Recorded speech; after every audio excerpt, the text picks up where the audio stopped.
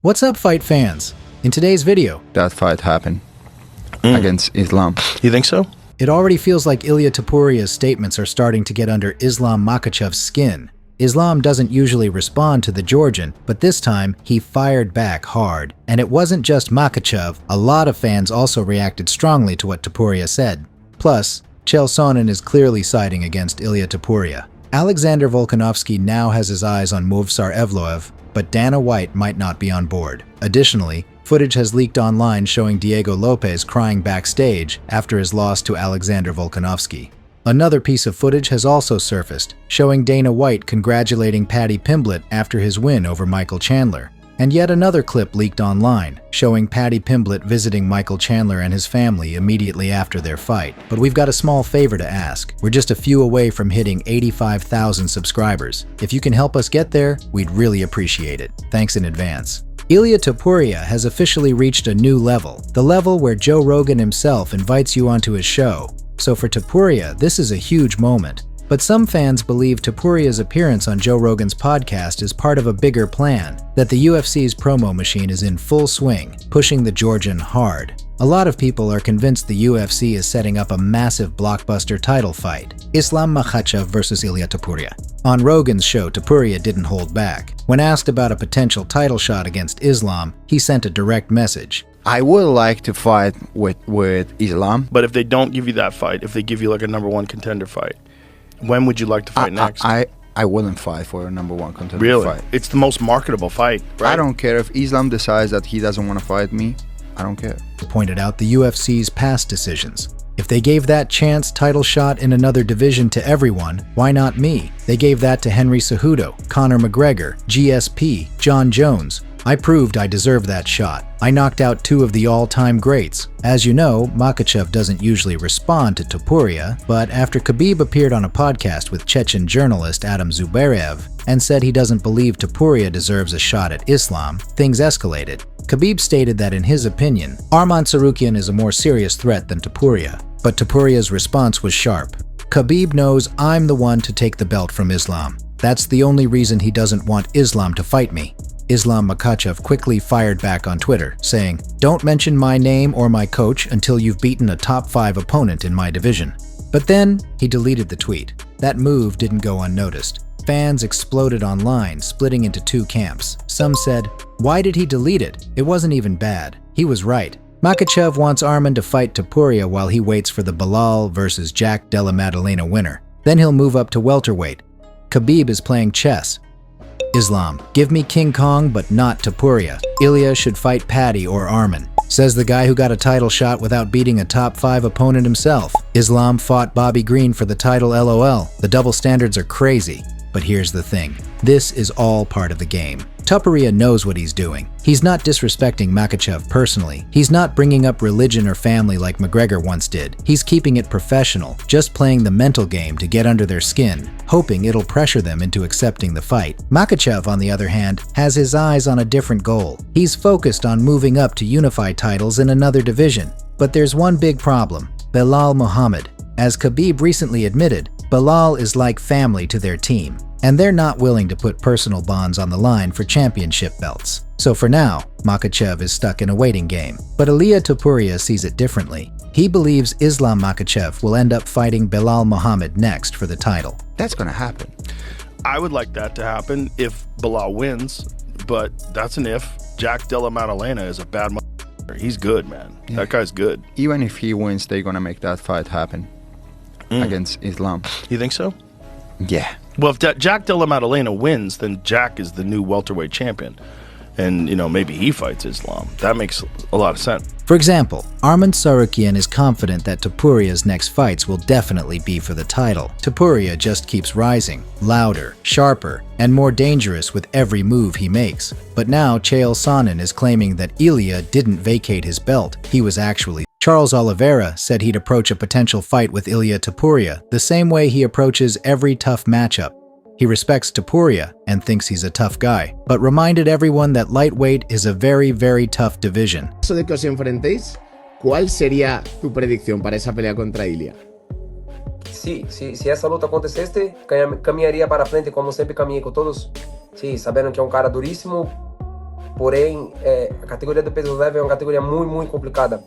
Tem os caras que têm a patada muito dura, tem um jiu-jitsu muito bom, pero caminharia para frente o tempo inteiro em busca do nocaute para poder mostrar que minha categoria é uma categoria muito difícil.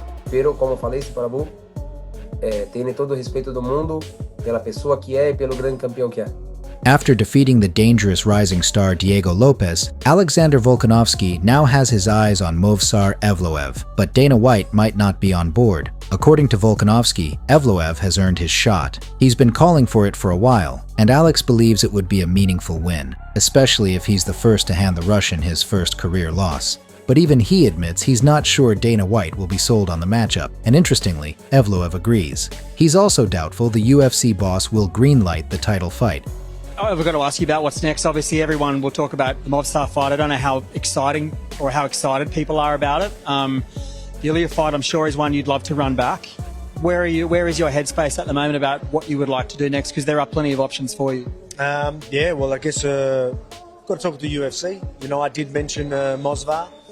He's undefeated. I like the fact that he's undefeated, and you know, still one of the younger generation again, right? Like undefeated. I think for the legacy that would still mean so much. But you're right. Is that what the fans want? Is that what the UFC wants? Does it give you hope though that Volkanovski is saying like, I do want to fight him. I like that he's undefeated, and I want to. I believe that if we ask Volkanovski, he will fight because he's real champ. But we don't know if UFC need it. Why do you think they're not just like more excited? Do you think it's because you haven't finished anyone in the UFC yet? Do you think that's what's holding you back? I don't know, maybe because the only thing they can talk is just I have no finish, so. Yeah. It's literally the only thing that can be. So now the question is, will the UFC give Evloev his chance, or will Volkanovski be forced to wait for a bigger name?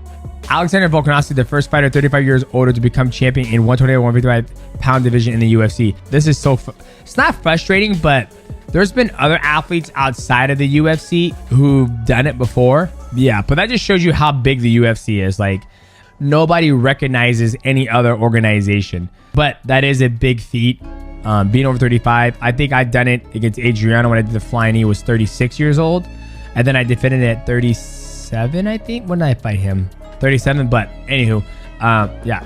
Absolutely amazing. Additionally, footage has leaked online showing Diego Lopes crying backstage after his loss to Alexander Volkanovski at UFC 314.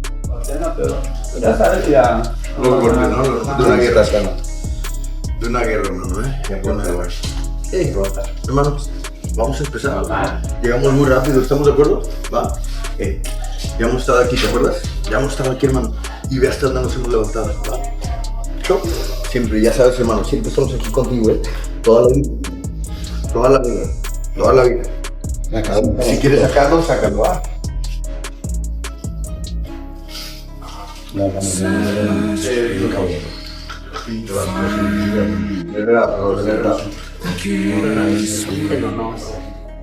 Another footage has also leaked showing Dana White congratulating Paddy Pimblett after his win over Michael Chandler.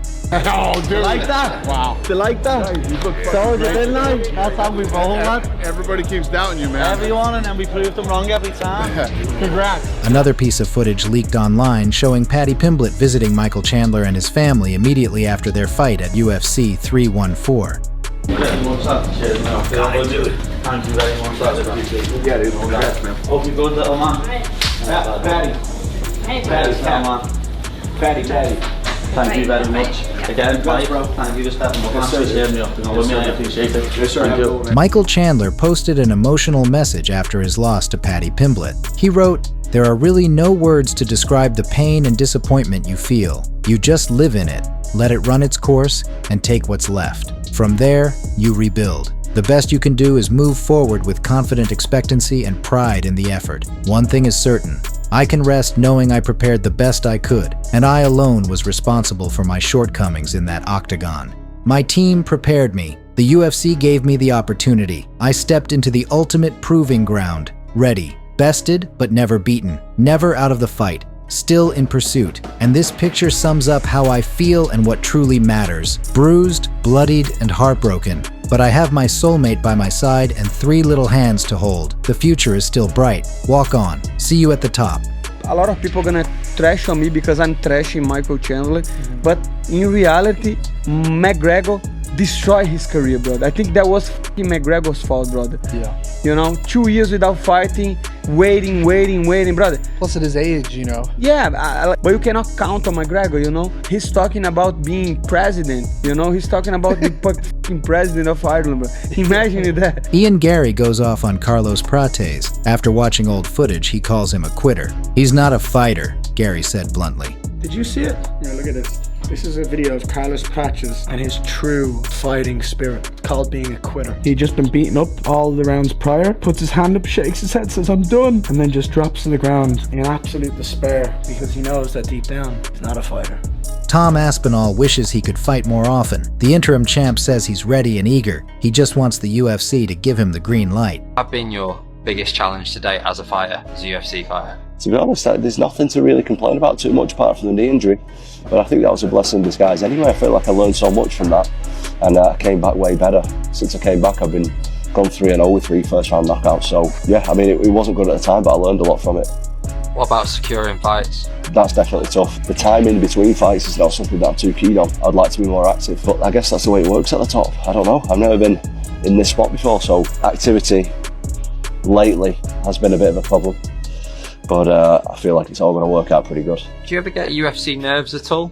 I'm always nervous to fight somebody. It's not the most natural of things to meet somebody in an octagon. Fly out somewhere, put a pair of gloves on, take your shirt off, have a fight with somebody who you've never met before, or don't even know really, in front of millions of people. It's, you know, it's pretty scary stuff. So yeah, I'm nervous every time. Finally, what motivates you to keep pushing? I want to be the best. I want to be the best in the world, and I want there to be no debate about it.